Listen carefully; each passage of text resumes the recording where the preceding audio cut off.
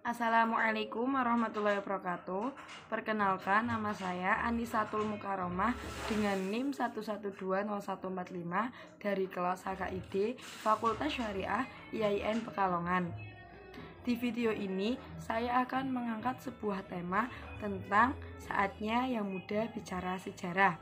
Tujuan dibuatnya video ini guna memenuhi tugas UTS mata kuliah Sejarah Peradilan Islam, serta mengajak teman-teman untuk mengetahui apa dan bagaimana sejarah dari peradilan Islam itu sendiri, khususnya dari zaman Rasulullah hingga zaman Turki Utsmani.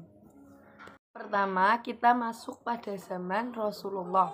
Rasulullah Shallallahu Alaihi Wasallam diangkat menjadi nabi dan rasul pada usia 40 tahun.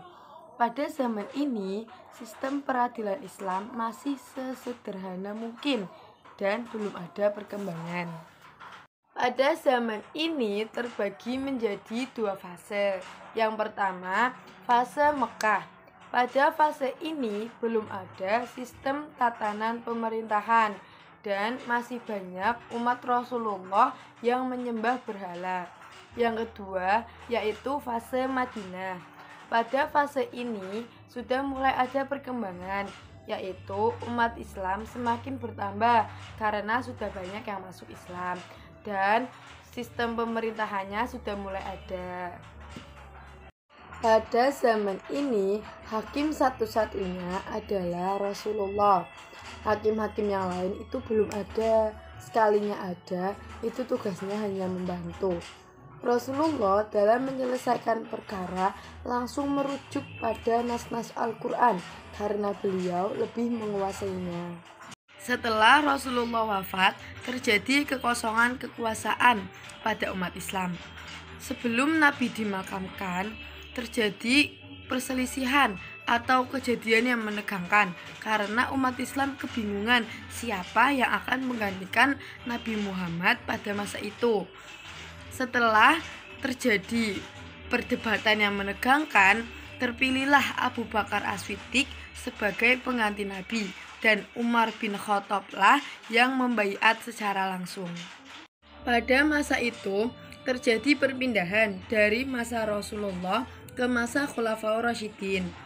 Pada masa Khulafaur Rasyidin ada 4 khalifah yang menjabat sebagai kepala pemerintahan. Yang pertama yaitu Khalifah Abu Bakar As-Siddiq.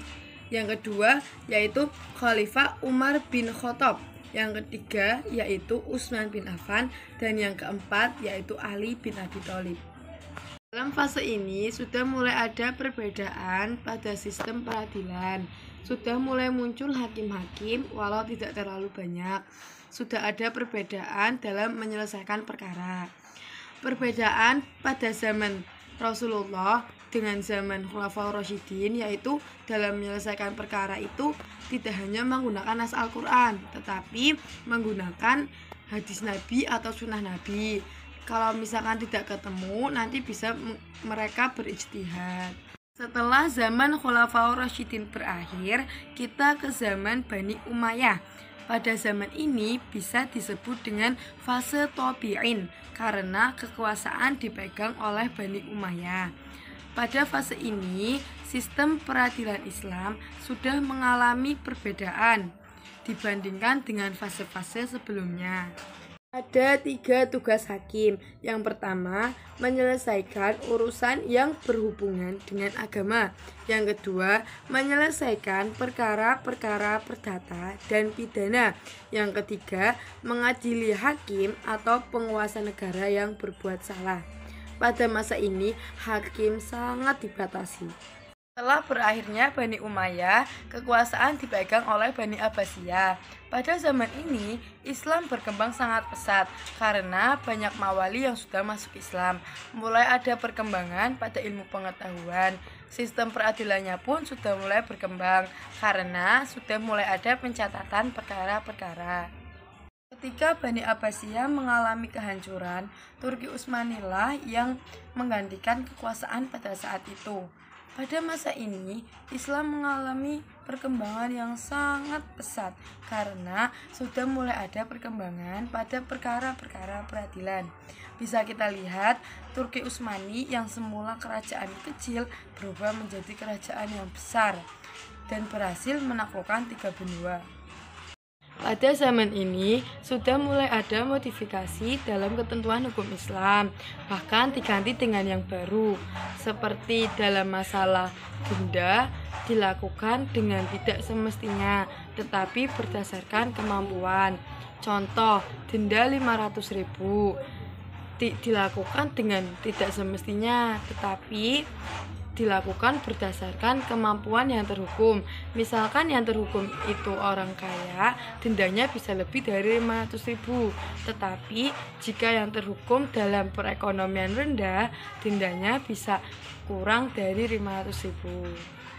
Selain itu, adanya pergantian hukum had dengan taksir.